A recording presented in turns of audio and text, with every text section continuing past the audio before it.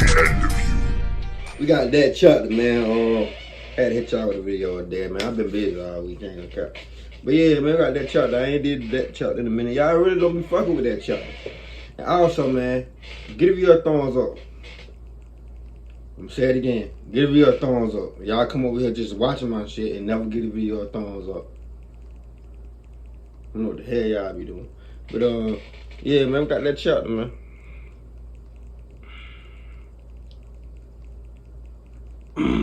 Home of Fort Bragg, which is fitting because pretty much everybody involved in this is military or like military families. If you might actually remember Fayetteville from a story about another soldier I did a couple of years back, Kelly Bordeaux. The main thing I just remember from that one is this. Snip, snip, Nikki. So you know, like before there was Craigslist and Facebook Marketplace to sell out all your, L shite. Well, back then, there was magazines, right? And buy and sells and that kind of stuff. Trade offers, jobs. Now, kind of people just use it for obituaries. But back then, they used it, for everything. And who knew? Because I always tell stories about, internet Tinder dates gone wrong and internet stuff and yada, yada, yada. Well, that old stuff, if you can believe it, would also go wrong. And in 1985, it went real wrong. Like, S-hit wrong. The date was May 10th, 1985. A woman named Jeanette, who lived on Summerhill Road in Fayetteville, became concerned about her neighbors, the Eastburns, at 367 Summerhill Road, when she heard their baby crying continuously. For an 18-month-old, right? She knew the next door neighbors, the Eastburns. Their youngest was 18 months, and crying. I mean, come on, that's like part of you sign up for that. But this baby was crying continuously, so much so that Jeanette, the next day, May 11th, she still heard the baby crying. Damn. Now, she must crying a lot of fuck. She felt something was off. The house was dark. Newspapers were piling up on the front door, uncollected for days. The mother, Catherine Katie Eastburn, still had her car parked in the driveway. There had been zero movement in that house, for days, other than a baby crying, which is like incredibly ominous. Jeanette called the police, and then on May 12th, police made their way into that Eastburn home. They broke in a window. The baby was still there, caked in dirt, nappies full, crying, dry tears all over its face, but the baby, like, dangerously dehydrated, but alive. Unfortunately, though, everybody else who had been in that house was not. The police discovered the decomposing bodies of that baby, the rest of her family. That was her mother, Catherine, 32 years old, and sisters Cara, 5 years old, Damn. and Erin, 3 years old. The baby had been in that house alone for a couple of days with bodies around her. This is grim. I mean, it sounds dark because it is dark. Real dark.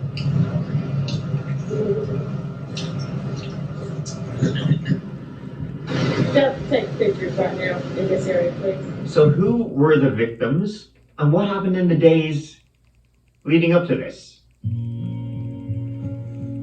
Catherine and Gary Eastburn met in 1970. They dated for 5 years before getting married. And in 1979, they had a daughter, Cara, and then in 1982, Erin, and finally in 1983, a third daughter. Catherine Katie Eastburn, she was living, the single mother lifestyle, while her husband, Gary, he was away for 10 weeks, training with the Air Force in Alabama. So she was, in Fayetteville with her 3 young daughters. I'm not single. I'm alone. And the Eastburns were actually they were preparing the house in Fayetteville for a move. Gary was about to be based in England, so Catherine was, packing up the boxes, getting ready to move, across continents. Essentially, he was going to be based in a U.S. Base in England, so they were like, yippee. Now, of course, to Catherine, this was, married to a military guy. This was nothing especially new. She wasn't worried about this upcoming move. She was, she was pretty well used to it at this stage. The only thing, though, that was bothering Catherine Katie Eastburn about this upcoming move to England was their dog. They had an English setter named Dixie, and they just didn't feel great at bringing the dog with them. They didn't think it was fair, to drag the dog all the way across the Atlantic. The dog was, getting on in years, just a little bit, along in the old canines. That works pretty well. And so what Katie did was put in an ad in the local newspaper. Just like I was saying to start. An offer, hey, listen, could anybody rehome our beloved dog Dixie? Then on May 7th, 1985, Katie got a call. A guy, he came, picked up Dixie, he called her the same day he came, picked her up, left with her. He was like, yeah, thanks for the dog. That guy's name was Timothy Hennis. Then on May 11th, which was a Saturday, and this is 4 days after the dog has been picked up, the Eastburns are packing up all their stuff, Gary, who was in Alabama, doing training, he called his wife that Saturday morning. Now, that was a ritual. They did it for years. Every Saturday morning, they would have their call to shoot the shit and do everything. Only this time when Gary called, his wife didn't pick up. And that was immediately alarming to Gary. Like, he would later say he had a bad feeling, like a foreboding that she didn't answer the phone. Now, it's not like he was freaking out or anything. I'm sure he was even thinking to himself, I mean, she didn't miss the call. I don't want to overreact to a missed call. But then as the day went on and she didn't call him back, Gary called the police in Fayetteville. Hey, would you mind just, popping over, having a goo at the old house there, checking the old wife and kids? I, have a bad feeling. An officer went up. Knock, knock, knock on the Eastburn family home. The house was dark. The house was quiet. The officer said they didn't hear no baby, left a note on the door, left. Now, interestingly enough, this was May 11th. Jeanette, the neighbor, she'd been hearing the baby at this stage, so I guess the officers called at a bad time. But then it was the next day, May 12th, with Gary and the neighbor both calling again. A disturbing scene was found. These officers, they rocked up, looking in the window, seeing that things outside were kind of weird, with newspapers piling up and the house being dark, and then hearing the baby themselves. They looked in the window, they saw it, smashed in the window, took out the baby, went in. Hey, Penny here. Today I'm And we got time for a commercials video now. comparing two plastic recycling. This quickly went from welfare check to homicide investigation, and they quickly smelled something awful from inside. That was when they discovered Katie Eastburn. The 32-year-old mother was found on the floor beside her bed, her bra lifted up to her chin, her pants removed, and her underwear cut off.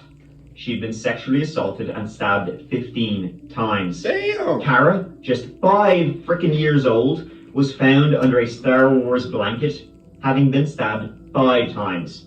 The youngest, Erin, at just 3 years old, had blunt force trauma to her chest and her back, and all 3 victims had their throats slit.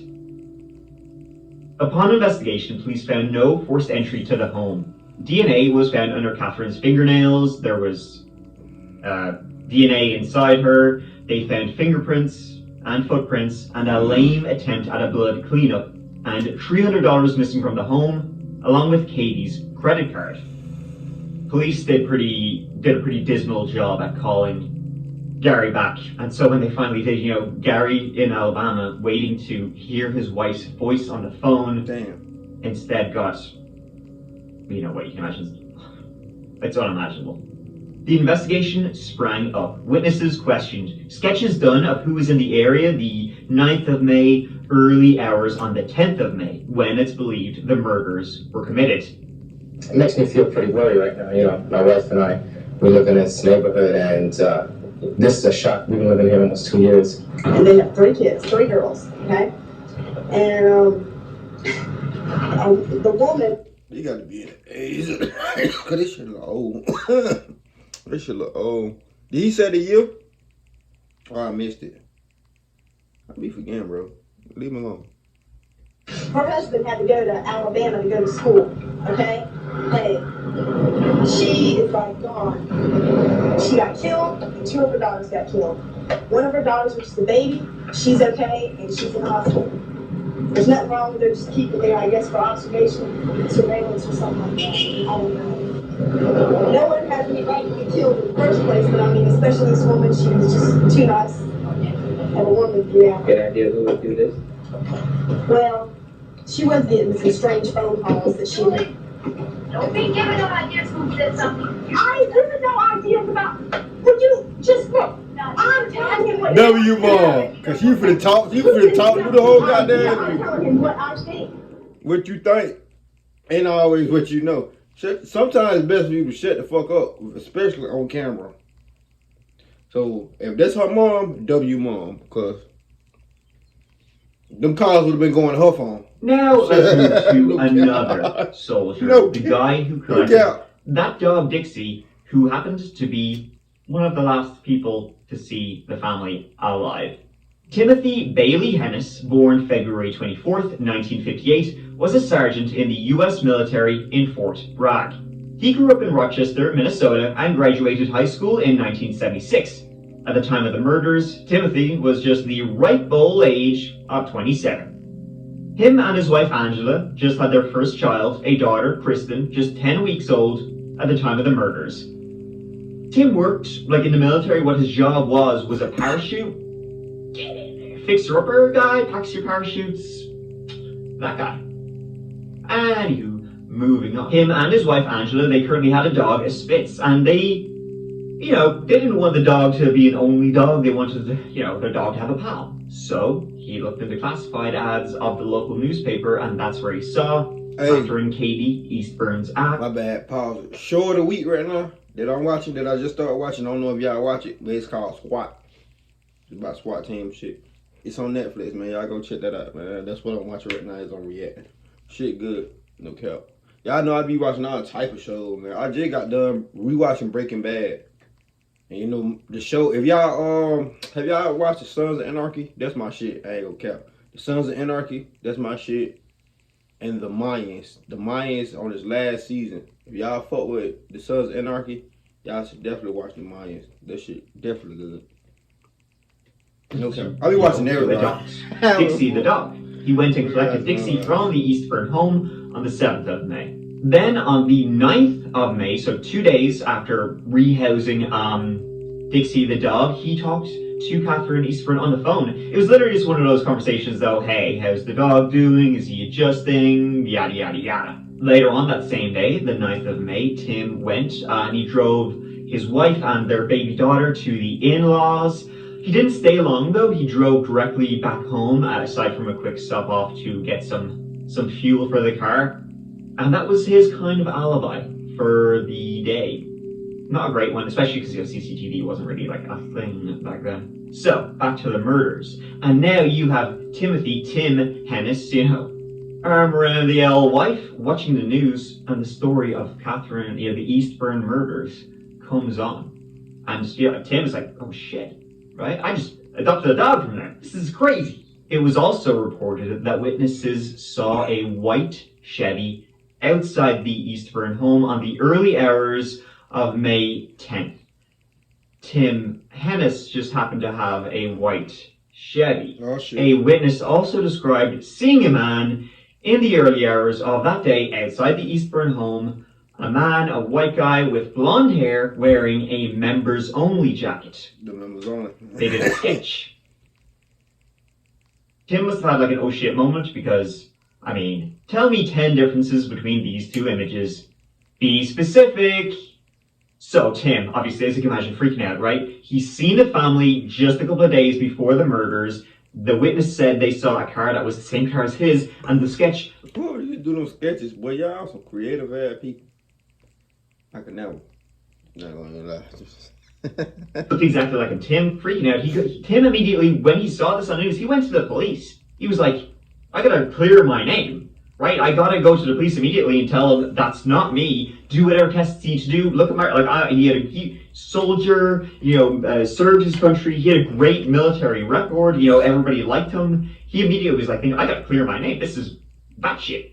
The police, they kept him for over 7 hours getting blood, saliva, fingerprints, DNA, and Tim was nothing but cooperative. Now remember, this is 1985. DNA wasn't quite what it is today. In fact, it was kind of a little 1985. I know what back then. But Tim, please take all my samples, right? Take everything. It will clear me. Now remember the witness account and the composite sketch? Well, this witness was a janitor, guy named Patrick, and he started his days early for work. He told police that around 3:30 a.m. that morning, the 10th of May, he saw a white man in a black members-only jacket carrying a garbage bag leaving the Eastburns home. Members-only jackets, the tagline was, do they still make them? It was, anyway. I really believe in them. So should you. When you put it on, something happens. No shit. And Patrick will say he saw him get into a white Chevy, same as Tim's. And so the police brought Patrick, the witness, back in. Had Tim Hennis do a police lineup. Patrick immediately, Tim, pointing at Tim. Even with that, now Tim was let go, while the police were like, yeah, we can use a good old warrant for this.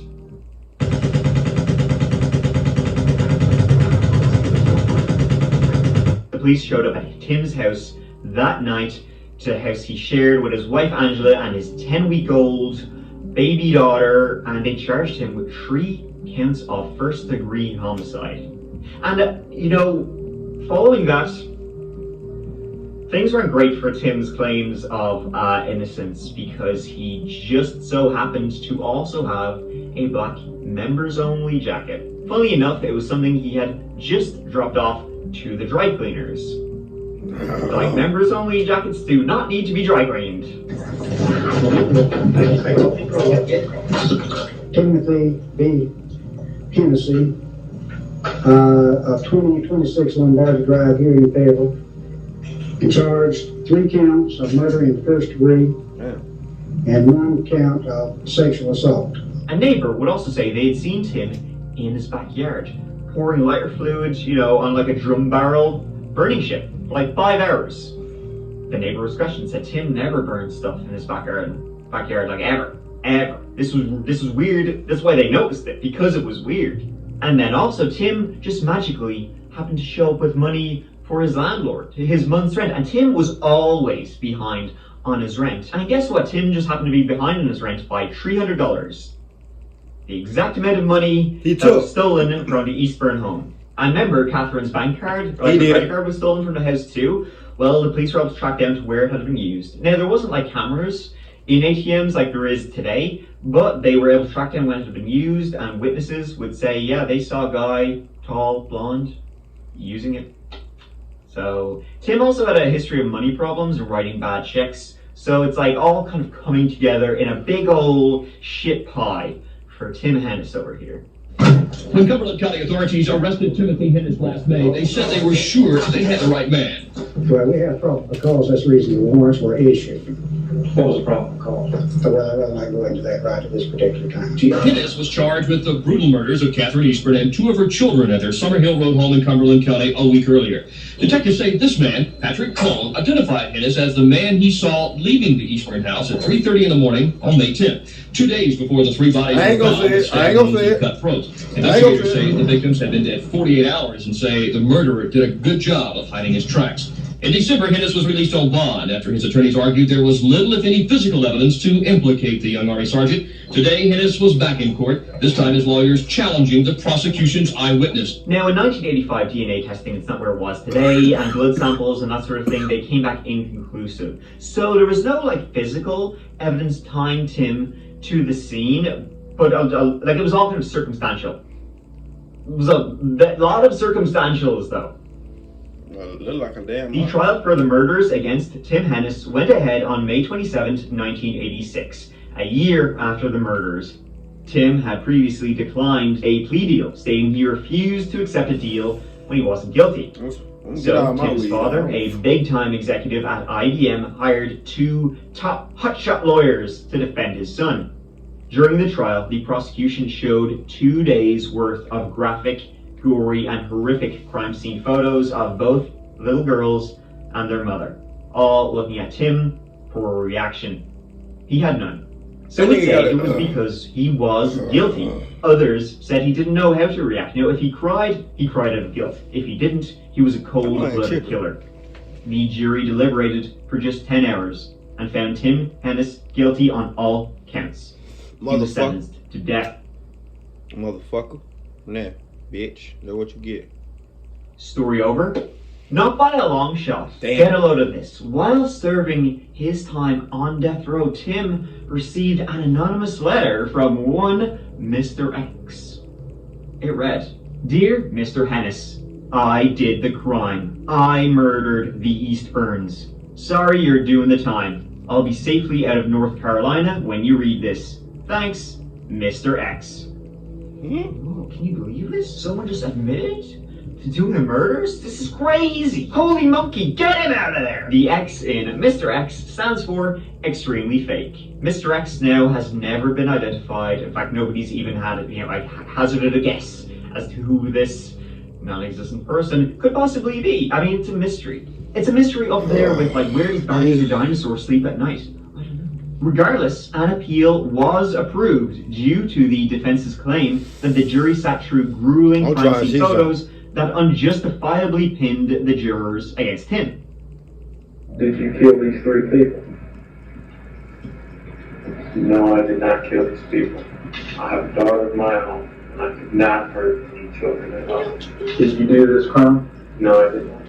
How does all this make you feel? Extremely upset and angry. He would have a retrial, right? You got part 2 coming up, and the crime scene photos this time would be limited. Tim spent 2 years on death row before trial number 2 would begin in February 1989. With no physical evidence, the defense now were poking and prodding every piece of circumstantial evidence they could this time around. Remember, janitor Patrick, right? The guy who had seen Tim leaving that morning, the car and all. Well, it turned out that he was an unreliable witness, and his testimony was all over the place. For example, he said, he saw Tim clear as day across the street at 3 o'clock in the morning. But then they would get a meteorologist in and even a helicopter pilot in. They would say, no, that day was foggy as shit. Right? You couldn't see it. The helicopter would testify he couldn't even fly his helicopter when he was due to fly at that time because it was so foggy. Damn. So it made, the janitor saying it was clear as day. Not that. They discredited a witness who saw Tim at the ATM, saying they had seen Tim at the ATM for 3 minutes. Which is well, that's a long time. 3 minutes? 3 minutes. To be at an ATM, it takes a minute maximum? They even did a recreation of it, and it's 3 minutes is far too long to be standing at an ATM. This is kind of clearly kind of bullshit. And the final, though, key piece of evidence that the defense had, and this is kind of crazy, was that it turned out there was a neighbor of the Eastburns who always went for a walk around the neighborhood at that time, who looked exactly like Tim. He was blonde. He was the same height as Tim. He had a members only jacket. When the defense brought this guy in, people gasped because they could have been Tim's twin. That nigga do not look like Tim. So that was with no physical evidence and enough doubt cast on his guilt. What the Tim fuck? Hennis was back to being a free man. He was acquitted on all counts, free to live his life, be reunited with his wife, and watch his daughter grow up, who at this time was now 4 years old. How many subscriptions are you paying for? Rocket Money finds sneaky or forgotten subscriptions and makes... It's kind of hard to believe it's finally here. 9, 10. Better not! A month after he was freed, Tim Hennis and his wife Angela were paid to appear on A Current Affair. They were out to get somebody. Man, you talking about white privilege.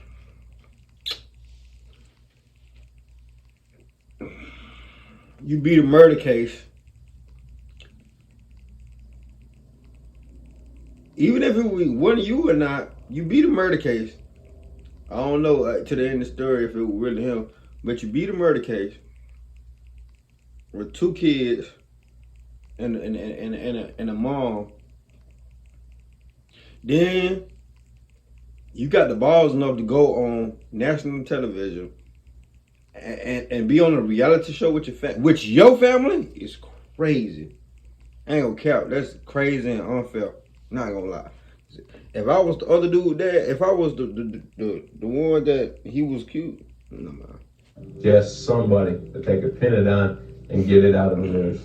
And you didn't do it? No, I did not.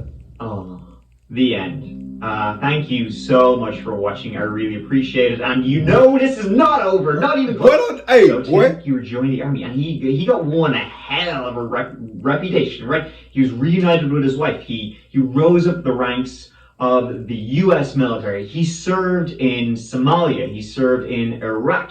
He was given like all the badges and everything. He was doing great. He would later have another kid with his wife Angela. They would have a son together before finally in 2004 he would retire with full honors from the U.S. military, retiring to Fort Lewis in the state of Washington. A happy ending for, a military vet who had horrific allegations, pointed at him, right? Who had been on death row. One funny thing though was that Gary Eastburn and his surviving daughter, they ended up relocating to London. They tried to put, this unimaginable tragedy behind them. But they would eventually move back to America, to the state of Washington, to a town 15 minutes from where Tim Hennis and his family now lived. And so they were living in fear. The Eastburns now were living in fear the entire time of running into who they still believed had murdered Catherine and the two girls. Then in 2006, something extraordinary happened. That being DNA technology advanced. Cold cases were being reopened, killers reinvestigated, and one detective going through the files stumbled across the Eastburn family homicides. Because of this, they were unsolved, right? The guy they thought did it, turned out he didn't do it, or the defense worked for him, so they reopened the case of who could have done this. But now they had lots of DNA. And so now, straight out of a movie, Tim Hennis, who had been on trial twice for they can do it 3 this times? horrific crime, the police still had his DNA, they retested it, and it was Tim. When they retested this DNA, the number was something like, there was a 1.2 quadrillion chance it was not Tim. Like, it was something insane. So, though, you probably already guessed the problem here. What to do, because he's already been on trial for these murders twice and been acquitted. And there's that old thing called double jeopardy. Yeah, you can't cannot do double go on jeopardy. trial for the same crime twice. But there is a loophole for the military where, it's a different court. So he could go on trial for that. He could be, even if they've been in and out of courts, civilian courts, they can still be court-martialed in a military court. Oh, Jesus. But there's a problem with that. You can only be court-martialed if you were an active member of the U.S. Military, if you're a serving member. And Tim retired in 2004. So, what an officer did was, hey Tim, got one last job for you. Come out of retirement, just one more thing. They asked Tim if he would come out of retirement, and Tim said yes. They simply asked him to come out of retirement. I mean, they lied to him. They just wanted Tim to come out of retirement so they could charge him with the Eastburn family murders, but they gave him some bullshit reason. And so, in September 2006, Tim, back fully active, military, serving member, and 1 year later, after he signed back up, he was charged with the Eastburn family murders. His third trial would begin in March 2010. Bitch ass nigga. 2010, damn. During this 3-week trial, the front and center most damning piece of evidence was obviously the new DNA, and previous evidence with all the DNA now just makes it more.